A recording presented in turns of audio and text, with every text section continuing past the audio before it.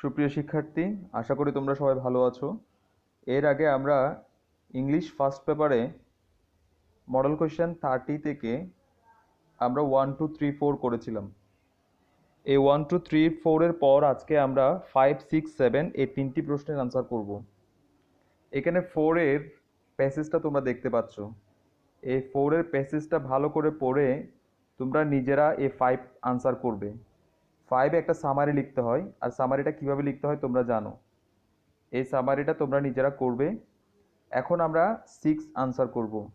6 এর 3টি পার্ট রয়েছে, কলাম এ, বি এবং সি। এই 3টে পার্টের মধ্যে 5টা করে খণ্ডিত অংশ রয়েছে। এই খণ্ডিত অংশগুলোকে যুক্ত করে 5টা সম্পূর্ণ বাক্য তৈরি করতে হবে। তাহলে চলো শুরু করা যাক। প্রথমটা হবে, a women's role is that of wife, mother and homemaker. একজন মহিলার যে ভূমিকা, সে ভূমিকাটা হচ্ছে একজন স্ত্রী হিসেবে, একজন মা হিসেবে এবং একজন গৃহকর্ত্রী হিসেবে। আচ্ছা, এরপর বি নাম্বারটা হবে, it was a common early believe that man should be the breadwinner and women should be busy at home preparing food. এর মানে হচ্ছে, আগে যেটা বিশ্বাস করা হতো যে পুরুষেরা বাইরে থেকে খাবার সংগ্রহ করে আনবে এবং মহিলারা সে খাবারটা ঘরে তৈরি করার কাজে ব্যস্ত থাকবে। মানে এইটাই তাদের করা উচিত। পুরুষের বাইরে থেকে খাবার সংগ্রহ করে আনা উচিত, আর মহিলাদের সে সংগ্রহ করে আনা খাবারগুলো তৈরি করা উচিত। এটা আগে বিশ্বাস করা হতো। এরপর সিতে হচ্ছে, in addition women would give birth to and bring up children.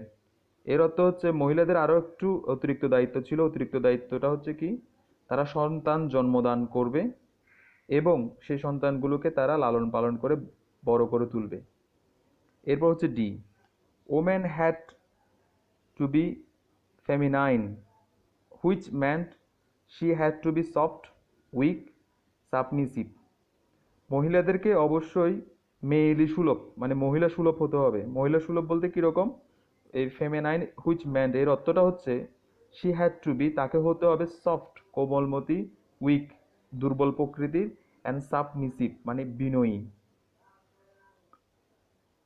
এটা হচ্ছে, more than anything else it was held that women lacked competency and efficiency।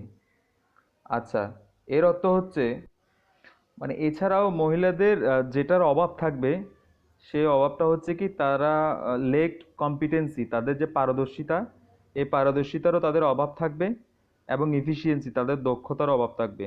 তার মানে তখনকার সময়ের মধ্যে মানে মহিলাদেরকে দুর্বল প্রকৃতির হিসেবে ভাবা হতো।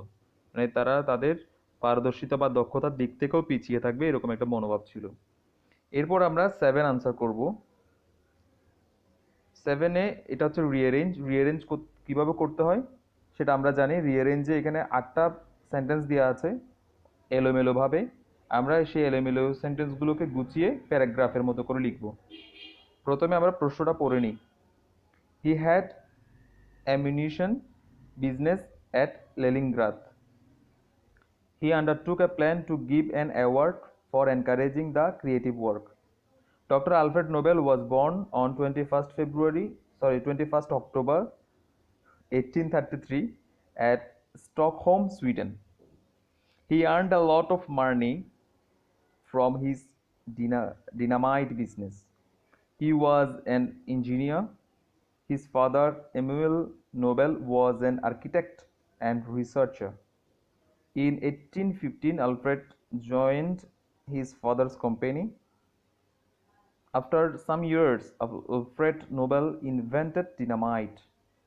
আচ্ছা, তাহলে প্রথমটা কি হবে? প্রথমটা হবে, Alfred Nobel was born on 21st October 1833 at Stockholm, Sweden.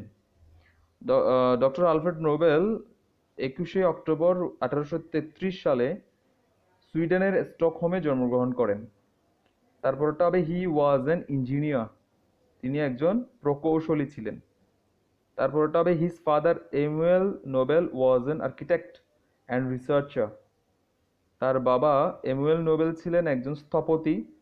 স্থপতি মানে হচ্ছে যারা মাটি বা পাথর এরকম কিছু দিয়ে মূর্তির মতো কিছু একটা তৈরি করে, মানে ব্যাপারটা আসলে মূর্তির সাথে মানে স্থাপত্যের একটু পার্থক্য রয়েছে। তো এইখানে স্থপতি মানে আশা করি তোমরা বুঝতে পারছো, এই যে পাথর কেটে বিভিন্ন ধরনের মানুষের যে ধরনের তোমার একটা মূর্তির মতো একটা শেপ তৈরি করা হয়, মানুষের একটা শেপ তৈরি করা হয়, বা কোনো একটা প্রাণীর শেপ তৈরি করা হয়, বা মাটি দিয়ে কোনো একটা শেপ তৈরি করা হয়, এই ধরনের বিষয়গুলোকে আসলে আর্কিটেক্ট বলে। এবং অ্যান্ড রিসার্চার, এবং তিনি একজন আহ, গবেষক ছিলেন। তারপরটা হবে he had ammunition business at Leningrad. লেলিনগ্রাদে ওনার বারুদের ব্যবসা ছিল। In 1815 Alfred join his father's company. 1850 সালে, এরপর এটাই হবে, 1850 সালে আহ, আলফ্রেড তার বাবার যে কোম্পানি, সে কোম্পানিতে যোগদান করে। তারপর হবে after some years Alfred Nobel invented dynamite. ওই কোম্পানিতে জয়েনিং করার কিছু বছর পর তিনি ডিনামাইট আবিষ্কার করেন। তারপরটা হবে he earned a lot of money from his dynamite business. এই যে ডিনামাইট আবিষ্কার করলেন, এই ডিনামাইটের ব্যবসা করে তিনি অনেক টাকা আয় করলেন। এরপর হবে he undertook a plan to give an award for encouraging the creative work. তিনি একটি পরিকল্পনা নিলেন বা একটা পরিকল্পনা করলেন। সেই পরিকল্পনাটা হচ্ছে কি, তিনি একটি পুরস্কার প্রদান করবেন। কিসের জন্য? যারা ক্রিয়েটিভ ওয়ার্ক করে, মানে সৃষ্টিশীল যারা কাজ করে, তাদেরকে এনকারেজিং মানে তাদেরকে অনুপ্রাণিত করার জন্য। আশা করি তোমরা 5, 6, 7 এগুলো বাসায় এভাবে করতে পারবে। তাও আমি তোমাদেরকে আনসার শিট দিয়ে দিয়ে দিচ্ছি। তোমাদের নিজেরা করবে, নিজেরা করে যদি কোথাও বুঝতে অসুবিধা হয় সেটা আমাকে জানাবে। আমি তোমাদেরকে আনসার শিটটা দেখাচ্ছি। এই যে এই উত্তরপত্রটা এখানে দেয়া আছে, আশা করি তোমরা বাসায় করতে পারবে। তাও যদি তোমাদের কোনো অসুবিধা হয় অবশ্যই আমাকে জানাবে। এতক্ষণ ধরে মনোযোগ সহকারে ক্লাসটা দেখার জন্য তোমাদেরকে অসংখ্য ধন্যবাদ।